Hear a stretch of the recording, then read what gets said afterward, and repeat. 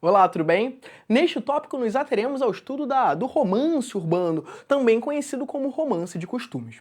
E aí, para isso, é bacana a gente saber, salientar, que a família real, quando chega ao Brasil, ela se instala, não é isso, no Rio de Janeiro. E com isso surge uma espécie de florescimento cultural. Isso é, nós passamos a ter, de uma certa forma, aqui no Rio de Janeiro, uma vida mais movimentada, certo? Tanto no âmbito cultural, social, econômico, político, tudo bem? Havia aí essa espécie, né, de efervescência. E, se é assim, a burguesia, que nesse momento passa a ser então o centro das atenções, precisava ter, de uma certa forma, alguma coisa que fosse o seu entretenimento. E com isso, o romance. Só que o romance, ele precisava, de uma certa forma, retratar exatamente aquilo por que passava essa burguesia. Sobretudo essa burguesia em estado, digamos que, de consolidação, em estado de formação da sua própria identidade. Vai lembrar que a burguesia há pouco tempo, que a partir então da Revolução Francesa, tinha ganhado esse status de centro de tudo, né?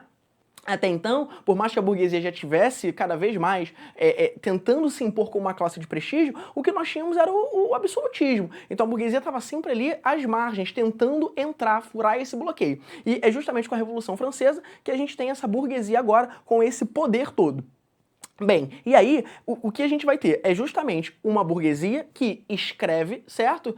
Para falar dessa própria burguesia. E aí, esses romances urbanos ou romances de costume vão justamente, como o próprio nome já bem sugere, falar um pouquinho da própria vida da corte. Então, descrição dos costumes da corte, retrato de costumes, certo? E não se engane, se é um retrato de costumes desse tempo ali do século XIX, o que nós temos, inclusive, é uma importante fonte historiográfica. Hoje, muito do que a gente sabe em relação aos aspectos culturais, geográficos até, se dá em razão da leitura desses romances, porque, afinal de contas, fazia uma espécie de retrato do que era aquilo. Muito bem. E aí há uma verossimilhança externa, isso é, são histórias em que a gente pode acreditar, com lugares de que de fato existiram, porque, afinal de contas, era muito prazeroso quando um burguês pegava lá a história e conseguir reconhecer nas páginas um lugar que ele conhecia, um lugar por onde ele passava, né? Precisava ver essa espécie de identidade, essa espécie de efeito catártico, digamos assim. E aí essas histórias tinham um valor pedagógico, isso é, elas divulgavam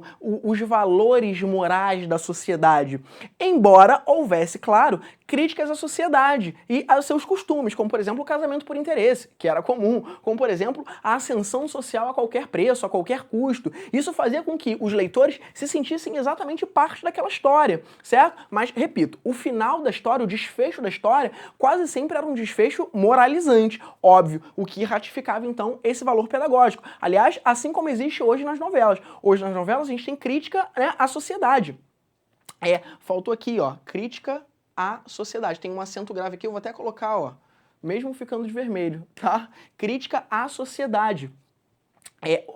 Um adendo, já que eu pus esse acento grave, vai lembrar que isso daqui não é crase, o nome desse acento não é crase. Crase é o nome da fusão. O nome desse acento é acento grave, que se opõe ao acento agudo, tudo bem? Aliás, não à toa são dois nomes de timbres, né?